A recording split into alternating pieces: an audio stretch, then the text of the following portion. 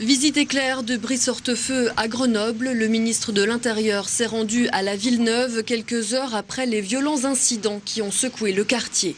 Nous allons rétablir l'ordre public et l'autorité de l'État. Et j'ai demandé au préfet de mettre en œuvre tous les moyens pour que le quartier soit sécurisé et que les habitants puissent y vivre tranquillement et paisiblement. Des hommes du RAID et du GIPN ont donc été déployés en renfort pour sécuriser le quartier ce soir. Des moyens supplémentaires pour éviter de voir se répéter le scénario d'hier. Retour sur une nuit de violence. Vers 3 h du matin, une bonne dizaine de voitures brûlent tout au bout de la rue des Peupliers, à quelques centaines de mètres du lieu où le braqueur, originaire du quartier, était tué hier. Stationné tout près, une soixantaine de pompiers se tient prêt à intervenir, mais sous protection policière.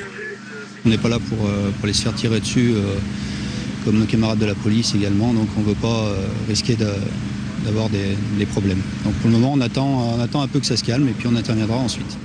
Au total, 70 policiers, CRS et gendarmes jouent toute la nuit au chat et à la souris avec une trentaine d'individus qui utilisent les souterrains tout proches comme position de repli.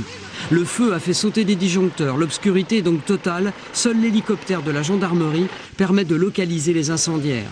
5 personnes, dont un mineur, seront placées en garde à vue.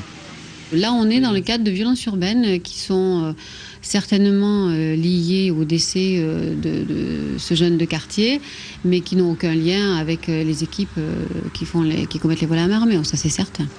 Parmi les habitants du quartier venus aux nouvelles, certains n'hésitent pas à justifier cette explosion de violence. L'un d'eux affirme, off caméra, c'est par solidarité avec le jeune tué par la police. Un autre d'ajouter, brûler des voitures, ils n'ont que ça pour s'exprimer. Vous verrez, ça va durer une semaine et dans un an ça repartira pour l'anniversaire de la mort du jeune. Mais les voitures ne sont pas les seules cibles. Les forces de l'ordre ont essuyé de nombreux coups de feu. Pas de blessés, mais des impacts.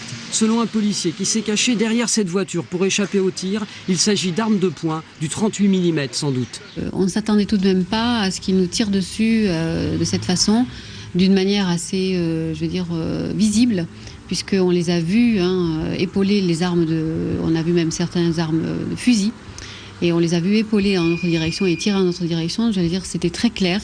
C'est pour tuer et c'est pour tuer du policier. Vers 6 h du matin, au lever du jour, la situation s'apaise. Les pompiers peuvent enfin intervenir librement.